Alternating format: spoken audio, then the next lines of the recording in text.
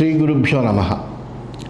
గురుర్బ్రహ్మ గురుర్విష్ణు గురుర్దేవో మహేశ్వర గురు సాక్షాత్ పరం బ్రహ్మ తస్మై శ్రీ గురవే నమ. అస్మద్ గురుచరణారవిందాభ్యాం నమ. నిన్నటి మన మహాభారతంలో ఆ ద్రుపద పురోహితుడు చెప్పిన తర్వాత అతడితోటి ధృతరాష్ట్రుడు చెప్పాడు, నేను మేమందరం ఆలోచన చేసి సంజయుడిని అక్కడికి పంపిస్తానయ్యా పాండవుల దగ్గరికి మా నిర్ణయాన్నితో పాటుగా మీరు వెళ్ళండి అని ఆయన్ని పంపించి సంజయుడిని పిలిపించాడు. సంజయుడితో మాట్లాడుతున్నాడు. సంజయ, నువ్వు వెళ్ళు, ఉపప్లవ్య నగరంలో పాండవులు చేరారని చెప్పారు, వాళ్ళు వనవాసం అజ్ఞాతవాసం పూర్తి చేసుకుని వచ్చారన్నారు. అందువల్ల వాళ్ళ దగ్గరికి వెళ్ళి మన కుశల వార్తలు చెప్పి వాళ్ళందరూ కుశలంగా ఉన్నారు అనేటువంటి విషయం తెలుసుకొని వాళ్ళ సత్యప్రవర్తన గురించి, వాళ్ళ యొక్క ధర్మనిరత గురించి నువ్వు స్పష్టంగా చెప్పు. ఇలాగే భావన చేస్తున్నాడు ధృతరాష్ట్రుడు అని కూడా భావన చేస్తున్నాడని చెప్పు. అప్పుడు వాళ్ళ కొంత శాంతపడతారు, వీళ్ళ మీద ఉండేటువంటి క్రోధము ఆవేశము తగ్గినటువంటి వాళ్ళు అవుతారు. అక్కడ ఉన్నటువంటి వాళ్ళు ఎటువంటి వాళ్ళో వాళ్ళని ప్రస్తుతిస్తూ కూడా సంజయుడితో చెప్పాడు. అర్జునుడు ఎటువంటి పరాక్రమం కలిగిన వాడు, భీమసేనుడు ఎటువంటి వాడు, నకులుడు సహదేవుడు ఎటువంటి వాడు, అలాగే దుష్టజ్యుముడు ఎటువంటి వాడు, సాత్యకి ఎటువంటి వాడు, వాళ్ళ పరాక్రమాలు ఏంటి, వాళ్ళు ఎటువంటి బలం కలిగినటువంటి వాళ్ళు, వాళ్ళు 7 అక్షౌహిణులు కలిగినటువంటి వాళ్ళు, మనం 11 అక్షౌహిణులు కలిగినటువంటి వాళ్ళని దుర్యోధనుడు వెర్రవీగుతున్నాడు. కానీ సంఖ్యాబలం ఎక్కువ ఉంటే ఉండొచ్చు కానీ పరాక్రమంలో వాళ్ళకి మనం ఎంత మాత్రమూ సరికాము అని నాకు అనిపిస్తుంది అయ్యా. అంతేకాకుండా వాళ్ళతోటి మహానుభావుడైనటువంటి శ్రీకృష్ణుడు ఉన్నాడు, అతను ముందరుండి అంతా నడిపిస్తున్నాడు. ఆ శ్రీకృష్ణుడు అక్కడ ఉండగా వాళ్ళకి అసలు అపజయం అనేటువంటిది ఎలా కలుగుతుందయ్యా అని చెబుతూ అంటున్నాడు కూడా. తమసహ్యం కేశవం తత్ర మత్వా సుగ్రీవయుక్తేన రథేన కృష్ణం సంప్రాద్రవంశ్చేధిపతిం విహాయ సింహం దృష్ట్వా క్షుద్రమృగాయవాన్యే. సుగ్రీవాది అశ్వాలు పోంచబడినటువంటి రథాన్ని ఎక్కి ఉన్న కృష్ణుడిని ఎదురింపలేక శిశుపాడిని అక్కడే వదిలిపెట్టి సింహాన్ని చూసి పరిగెత్తేటువంటి చిన్న చిన్న మృగాల్లా మిగిలిన రాజులందరూ పారిపోయారు కృష్ణుడితో యుద్ధం చేయలేక అన్నాడు. ఆ రుక్మిణి స్వయంవరం అప్పుడు అటువంటి పరాక్రమం కలిగినటువంటి వాడు శ్రీకృష్ణుడు. యస్తం ప్రతీపస్తరసా ప్రత్యుదీయాత్ ఆశంసమానో ద్వైరథే వాసుదేవం శో అశేత కృష్ణేన హతః పరాసు వాతేనేవోన్మధిత కర్ణికారః. ద్విరథ యుద్ధంలో ద్వేషంతో శ్రీకృష్ణుడి మీదకి దాడి చేసినటువంటి శిశుపాలుడు గాలి చేత పెకలింపబడినటువంటి ఒక కర్ణికార వృక్షంలాగా ఆ శ్రీకృష్ణుడి చేతి దెబ్బకు మరణించాడయ్యా. పరాక్రమం మే యదవేదయంత తేషామర్థే సంజయ కేశవస్య అనుస్మరం తస్య కర్మాణి విష్ణో గావల్గణేనాధిగచ్చామి శాంతిం.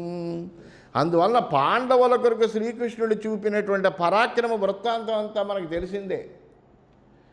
ఎటువంటి పనులు చేసాడు శ్రీకృష్ణుడు, ఎలాగ పాండవుల పక్షాన్ని ఉంటున్నాడు, పాండవులకి ఏ కష్టం రాకుండా ఎలా చూస్తాడు అనేటువంటి విషయం అంతా మనకు తెలిసిందే.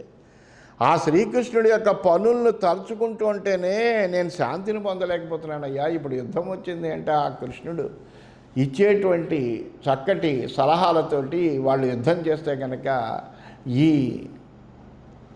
దుర్యోధనాదులు ఎవ్వరూ కూడా నిలవలేరు.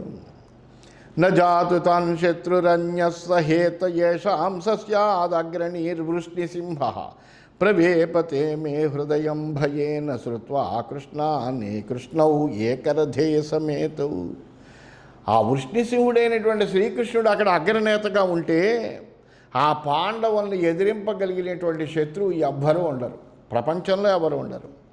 ఒకే రథం మీద ఉన్నటువంటి కృష్ణార్జునులను వింటేనే నాకు చాలా భయం కలుగుతుంది. అసలు అర్జునుడిని తలుచుకుంటేనే భయం కలుగుతుంది, ఎందుకంటే అతని పరాక్రమం. శ్రీకృష్ణుడిని ఒక్కడిని తలుచుకుంటేనే భయం కలుగుతుంది, అతని పరాక్రమం మనకు తెలుసు. ఇప్పుడు ఈ కృష్ణార్జునులందరూ కూడా ఒకే రథం మీద ఉండి యుద్ధానికి వస్తే కనుక అసలు జరగబోయేది ఆ ఊహించుకుంటే కనుక మనస్సు అంతా కూడా కలవరం చెందిపోతుంది అయ్యా. భయంతో వణికిపోతున్నాను నేను, నా హృదయం అంతా కూడా భయంతో నిండిపోయి. నచేద్గచ్చేత్ సంగరం మందబుద్ధి తాభ్యాం లభేక్షర్మ తదాసుతో మే నోచేత్ కురున్ సంజయ నిర్దహేతాం ఇంద్రా విష్ణు దైత్యసేనాం యథైవా. అందువలన సంజయ నేను చెప్పేది ఏంటంటే, తెలివి తక్కువ వాడైనటువంటి నా కుమారుడు అయినటువంటి దుర్యోధనుడు వాళ్ళతో యుద్ధానికి వెళ్ళకపోతే శుభాన్ని పొందుతాడు, ఆయుద్ధాయాన్ని కూడా పొందుతాడు. వెడితే కనుక ఇంద్రుడు విష్ణువు రాక్షస సేనను సంహరించినట్టుగా వాళ్ళిద్దరూ ఈ కౌరవులను అందరినీ కూడా దహించి వేస్తారు. అందులో ఏమీ సందేహం లేదు, జరగబోయేది అదే అని నాకు అనిపిస్తోంది. మతో హిమే శక్రసమో ధనంజయ సనాతనో వృష్ణివీరశ్చ విష్ణు ధర్మారామో హ్రీనిషేవస్తరస్వి కుంతీపుత్ర పాండవో అజాతశత్రు దుర్యోధనేన నికృతో మనస్వి నోచేత్ క్రుద్ధ ప్రదహేద్ధార్తరాష్ట్రాన్ నాహం తథాహ్యర్జునాత్ వాసుదేవాద్ భీమాద్వాహం యమయోర్వా బిభేమి యథా రాజ్ఞ క్రోధదీప్తస్య సూత మన్యోరహం భీతతర సదైవ మహాతప బ్రహ్మచర్యేణ యుక్తః సంకల్పోయం మానవస్తస్య సిద్ధేత్. ఆ అర్జునుడు ఎటువంటి వాడు? ఇంద్రుడితో సమానమైన పరాక్రమం కలిగినటువంటి వాడయ్యా. అలాగే వృష్ణివీరుడైనటువంటి శ్రీకృష్ణుడు ఎవరు? సనాతనుడైనటువంటి శ్రీ మహావిష్ణువే ఆయన. వినయము బలము కలిగినటువంటి అజాతశత్రువైనటువంటి ధర్మరాజు ధర్మాచరణంలోనే ఆనందాన్ని పొందుతాడు. అటువంటి వాళ్ళ ఆ అర్జునుడు ఇంద్రుడితో సమానమైన పరాక్రమం కలిగిన వాడు. ఆ శ్రీకృష్ణుడంటే సనాతనుడైనటువంటి శ్రీ మహావిష్ణువే. ధర్మరాజు అంటే ధర్మాచరణ కలిగినటువంటి వాడే అని నేను అనుకుంటున్నాను. అలా కాకపోతే అభిమానధనుడైనటువంటి యుధిష్ఠిరుడు తనను దుర్యోధనుడు ఎంతగానో అవమానించినందుకు క్రుద్ధుడే అసలు కౌరవుల్ని ఏనాడో మట్టుపరిచేవాడు. ఎందుకంటే ధర్మరథుడు కాబట్టి వెంటనే అతడు యుద్ధం చేయలే. క్రోధంతో ఉడికిపోతున్నటువంటి యుధిష్ఠిరుడి కోపానికి భయపడినంతగా నేను అర్జునుడి వల్ల కానీ, శ్రీకృష్ణుని వల్ల కానీ, భీముడి వల్ల కానీ, నకుల సహదేవుల వల్ల కానీ భయపడ్డా. ఎందుకంటే అజాతశత్రుడై అలిగిన నాడు సాగరములన్నీయు కలచివేయు అని మనం చెప్పుకుంటూ ఉంటాం. ఎందుకంటే ఆ ధర్మరాజుకి కోపం వచ్చిందంటే ఎవ్వరూ నిలబడలేరు అక్కడ. అందువలన ఈ ధృతరాష్ట్రుడు చెబుతున్నాడు, ఇతడు జ్ఞానవంతుడే, కళ్ళు లేకపోయినా జ్ఞానం ఉన్నది ఇతనికి. అందువల్ల క్రోధంతో ఉడిగిపోతున్నటువంటి యుధిష్ఠుడి కోపానికి భయపడినట్టుగా నేను అర్జునుడి వల్ల కానీ, వాసుదేవుడి వల్ల కానీ, భీముని వల్ల కానీ, నకుల సహదేవుల వల్ల కానీ నేను భయపడినయ్యా. ఎందుకంటే బ్రహ్మచర్యంతో ఉన్నవాడు మహాతపస్వి ధర్మరాజు యొక్క మనస్సంకల్పం ఎప్పుడు సిద్ధిస్తుంది. సామాన్యమైనటువంటి వాడు కాదు అతను. తస్య క్రోధం సంజయాహం సమీక్ష్య స్థానే జానన్ భృశం అస్మి అద్య భీతః స గచ్చ శీఘ్రం ప్రహితో రథేన పాంచాలరాజస్య చమూనివేశనం అజాతశత్రుం కుశలం స్మ పృచ్ఛేః పునః పునః ప్రీతియుక్తం వదేస్త్వం జనార్దనం చాపి సమేత్య తాత మహామాత్రం వీర్యవతాముదారం అనామయం మద్వచనేన పృచ్ఛేః ధృతరాష్ట్రః పాండవైః శాంతిమీప్సుః నతస్య కించిద్వచనం న కుర్యాత్ కుంతీపుత్రో వాసుదేవస్య సూత. అందువల్ల సంజయ, అతని కోపం చూసి ఇప్పుడు నేను భయపడడం అనేటువంటిది చాలా యుక్తమైనటువంటిదే. అందువల్ల తొందరగా రథం మీద ఆ పాంచాల రాజు యొక్క సైన్యం విడిది చేసినటువంటి చోటికి వెళ్ళు. అజాతశత్రుడు అయినటువంటి ధర్మరాజు దగ్గరికి వెళ్ళి కుశలం అడుగు. అతడికి క్రోధం రాకుండా చూడు. బాగా ఇచ్చకంగా మాట్లాడు, అతనికి ప్రీతిని కలిగించే విధంగా మాట్లాడిన ఆయన. బలవంతుల్లో శ్రేష్ఠుడైనటువంటి వాడు, మహాత్ముడైనటువంటి ఆ జనార్దనుడిని కూడా కలువు. నా మాటగా కుశలం అడుగు. ధృతరాష్ట్రుడు పాండవులతోటి శాంతిని కోరుకుంటున్నాడని చెప్పు సంజయ. ధర్మరాజు వాసుదేవుడు చెప్పినటువంటి మాటనే తప్పక ఆచరిస్తాడు. అందువల్ల ఆ జనార్దనుడితో చెప్పు, ధృతరాష్ట్రుడు పాండవులతో శాంతినే కోరుకుంటున్నాడు అని చెప్పు అన్నాడు. ప్రియశ్చైషాం ఆత్మసమశ్చ కృష్ణ విద్వాంస్తైషాం కర్మణి నిత్యయుక్తః సమానీతాన్ పాండవాన్ సృంజయాంశ్చ జనార్దనం యుయుధానం విరాటం అనామయం మద్వచనేన పృచ్ఛేః సర్వాంస్తథా ద్రౌపదేయాంశ్చ పంచ యద్యత్తత్ర ప్రాప్తకాలం పరేభ్యః త్వం మన్యేథా భారతానాం హితం చ తద్భాషేథాః సంజయ రాజమధ్యే న మూర్ఛయేద్యన్న చ యుద్ధహేతుః. ఆ శ్రీకృష్ణుడు వాళ్ళకి చాలా పరమమిత్రుడయ్యా. ఆ శ్రీకృష్ణుడు ఏం చెబితే అదే చేస్తారు వాళ్ళు. అందువల్ల వాళ్ళకి ఆత్మసముడైనటువంటి వాడు, అత్యంత ప్రీతి కలిగినటువంటి వాడు, అందరికీ కూడా ఇష్టుడైనటువంటి వాడు, గొప్ప వివేకము కలిగినటువంటి వాడు, గొప్ప జ్ఞానము కలిగినటువంటి పండితుడైన ఎల్లప్పుడూ పాండవులకి హితం చేస్తూనే ఉంటాడు. అందువల్ల సంజయ, నువ్వు అక్కడ ఉండేటువంటి పాండవులను, సృంజయ వంశీయులను, శ్రీకృష్ణుడిని, సాత్యకిని, విరాటరాజుని, ఉప పాండవులను అందరినీ దగ్గరికి వెళ్ళి అందరికీ నా మాటగా వాళ్ళ కుశలాన్ని అడుగు. ఇంతేకాకుండా ఇంకా నీకు భరతవంశీయులకు హితమని తోచినటువంటి మంచి మాటలన్నీ కూడా పాండవులకి చెప్పు. క్రోధానికి కానీ యుద్ధానికి కానీ కారణమయ్యేటువంటి మాటలు ఏమీ మాట్లాడవద్దు. మేము శాంతినే కోరుకుంటున్నాము అనేటువంటి విషయాన్నే చెప్పు అంటూ ఆ ధృతరాష్ట్రుడు సంజయుడితోటి చాలా చక్కగా చెప్పాడు. అతడి మనస్సులో ఇటువంటి భావము ఉందా లేదా అనేటువంటి విషయాన్ని ప్రక్కనుంచితే అతడు చాలా చక్కగా తనకున్న జ్ఞానంతో పరామర్శ చేసి అంతా చాలా చక్కటి మాటలు సంజయుడికి చెప్పాడు.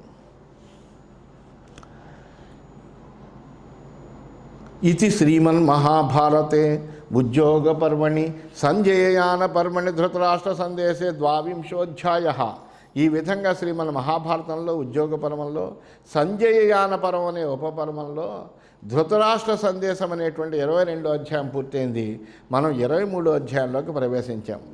ఈ వృత్తాంతం అంతా కూడా వైశంపాయనుడు జనమేజయ మహారాజుకి చెబుతున్నాడు. జనమేజయ మహారాజా, ఈ విధంగా అయిన తర్వాత రాజ్ఞస్తు వచనం శ్రుత్వా ధృతరాష్ట్రస్య సంజయః ఉపప్లవ్యం యయో ద్రష్టుం పాండవాన్నమితోజసః.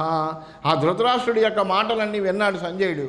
విన్నటువంటి సంజయుడు వెంటనే ఆయన మాటలు విన్న తర్వాత అమితమైనటువంటి బలపరాక్రమాలు కలిగినటువంటి ఆ పాండవులను చూడటం కోసం ఉపప్లవ్య నగరానికి వెళ్ళాడు. సతు రాజానమాసాద్య కుంతీపుత్రం యుధిష్ఠిరం అభివాద్య తతపూర్వం సోతపుత్రో అభ్యభాషత. అతడు ముందుగా ఏం చేశాడంటే కుంతీపుత్రుడైనటువంటి యుధిష్ఠుడి దగ్గరికి వెళ్ళాడు. వెళ్ళి ఆయనకి నమస్కారం చేశాడు.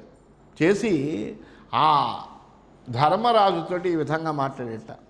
గావల్గణి సంజయ సూతసూను అజాతశత్రుం అవదత్ ప్రతీతః దిష్ట్యా రాజన్ స్వామరోగం ప్రపశ్యే సహాయవంతం చ మహేంద్రకల్పం. గవల్గణుడి యొక్క కుమారుడి సంజయుడు. ఆ గవల్గణ కుమారుడైనటువంటి వాడు సూతపుత్రుడైనటువంటి సంజయుడు వెళ్ళి ఆ యుధిష్ఠిరుడితోటి ప్రసన్నంగా ఈ విధంగా మాట్లాడేట. ఓ రాజా, మహేంద్రుని వంటి వాడవయ్యా నువ్వు. ఇంద్రుని యొక్క సింహాసనాన్ని ఎక్కని అర్హత కలిగినటువంటి వాడు నువ్వు. అందువలన ఆ ఇంద్రుడి లాంటి నిన్ను నీ సహాయకులతో పాటుగా క్షేమంగా ఉండగా నేను నా భాగ్యవశాత్తు చూడగలుగుతున్నానయ్యా. 12 సంవత్సరాలు వనవాసం చేసావు, 1 సంవత్సరం అజ్ఞాతవాసం చేసావు. ఎక్కడ ఉన్నావో, ఎలా ఉన్నావో ఏమిటో మాకెవరికి కూడా సమాచారం తెలవదు. అటువంటి తర్వాత మళ్ళీ నువ్వు చాలా క్షేమంగా హాయిగా నీ యొక్క సోదరులతో అందరితో కలిసి ఉన్నటువంటి నిన్ను నేను చూస్తున్నాను. ఇప్పుడు చాలా ఆనందం కలిగింది నాకు. అనామయం పృచ్చతి త్వాంబికేయో వృద్ధో రాజా ధృతరాష్ట్రో మనీషి కచ్చిద్ భీమ కుశలీ పాండవాగ్ర్య ధనంజయస్తౌ చ మాద్రీ తనోజౌ. అంతేకాదయ్యా, వృద్ధుడు బుద్ధిమంతుడైనటువంటి అంబికాతనుడైనటువంటి ధృతరాష్ట్రుడు కూడా నీ క్షేమాన్ని అడిగాడు. భీముడు, పాండవ శ్రేష్ఠుడైన అర్జునుడు, నకుల సేవదేవులు అందరూ కులాసాగా ఉన్నారా అని అడిగాడు. కచ్చిత్ కృష్ణ ద్రౌపదీ రాజపుత్రి సత్యవ్రత వీరపత్ని సపుత్ర మనస్విని యత్ర చ వాంఛసిత్వం ఇష్టాన్ కామాన్ భారత స్వస్తి కామః. సత్యవ్రత అయినటువంటిది వీరపత్ని అయినటువంటిది పతివ్రత అయినటువంటి అభిమానవతి అయినటువంటి ద్రౌపది తన కుమారులతో సుఖంగా ఉందా అని అడిగాడు.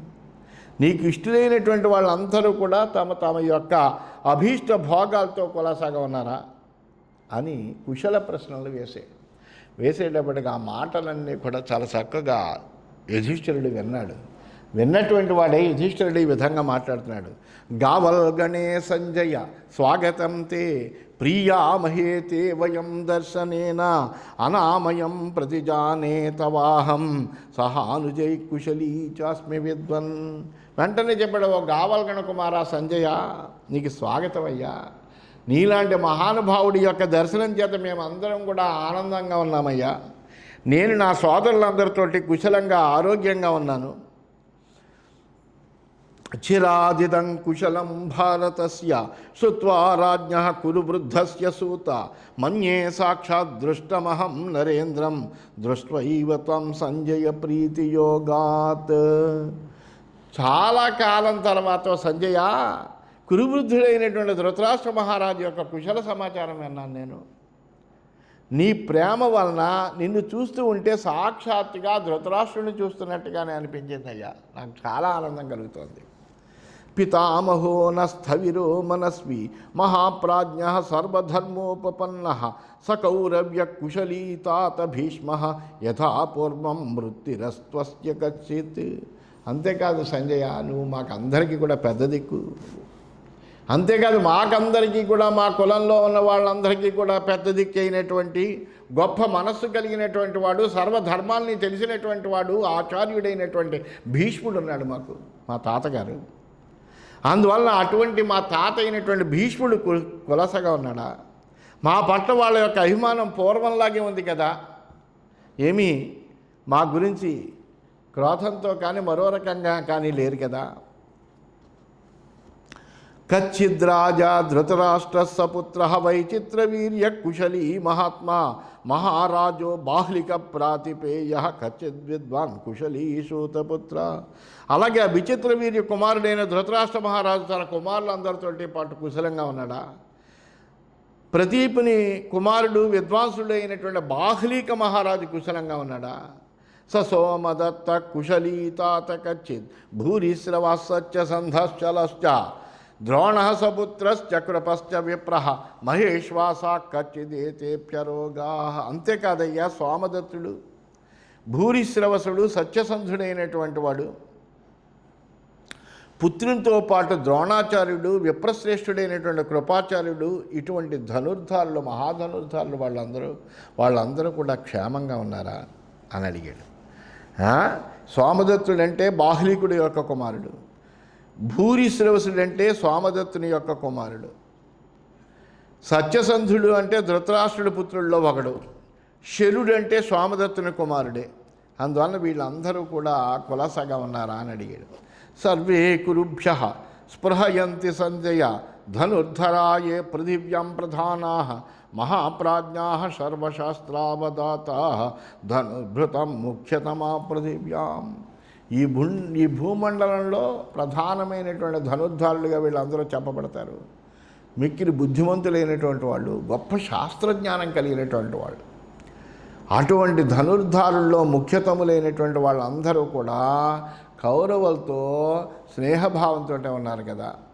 కచ్చిన్మానం తాతలభంతయేతే ధనుర్భృత కచ్చిదేతేప్యరోగా ఏషాం రాష్ట్రే నివసతి దర్శనీయ మహేశ్వాసశీలవన్ ద్రోణపుత్ర. అలాగే గొప్ప ధనుర్ధారైనటువంటి వాడు, చూడాలనిపించేటువంటి వాడు, ఒకసారి చూస్తే చాలు మళ్ళీ మళ్ళీ చూడాలనిపించేవాడు, చక్కటి ప్రవర్తన కలిగినటువంటి అశ్వత్థామ కులాసాగా ఉన్నాడా? అలాగే మిగిలినటువంటి విలుకాండ్రందరూ కూడా గౌరవాన్ని పొందుతున్నారా? వాళ్ళందరూ క్షేమంగా ఉన్నారా?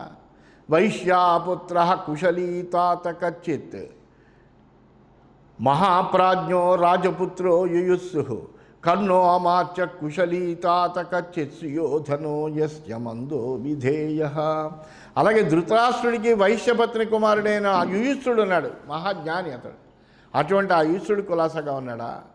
మూర్ఖుడైనటువంటి దుర్యోధనుడు ఎవడికి విధేయుడో ఆ కర్ణుడు కులాసాగా ఉన్నాడా? అంటే ఎవరికి విధేయుడు కాదు దుర్యోధనుడు, ఎందుకంటే మూర్ఖత్వంతో ఉన్నవాడు. కానీ కర్ణుడికి విధేయుడు. కర్ణుడు ఏం చెప్తే ఆ మాట వింటాడు. అందువలన ఆ కర్ణుడు కులాసాగా ఉన్నాడా అంటూ ఈ విధంగా వాళ్ళందరి యొక్క కుశల వార్తలు కూడా ధర్మరాజు ప్రతి వాళ్ళని మరిచిపోకుండా ఒక్కొక్కళ్ళని వాళ్ళ పేర్లు చెబుతూ కూడా వాళ్ళ కుశల వార్తలన్నీ అలా అడుగుతున్నాడు. అంటే ఈ సంజయుడు వచ్చాడు, ఆ సంజయుడితో చక్కగా కుశల వార్తలు ఆ సంజయుడు వీళ్ళని అడిగాడు. అలాగే ధర్మరాజు కూడా సంజయుడిని ఈ విధంగా కుశల ప్రశ్నలు వేస్తున్నాడు. ఇంకా ఏం మాట్లాడతాడు అనేటువంటిది రేపటి భాగంలో తెలుసుకుందామని తెలియజేస్తూ స్వస్తి.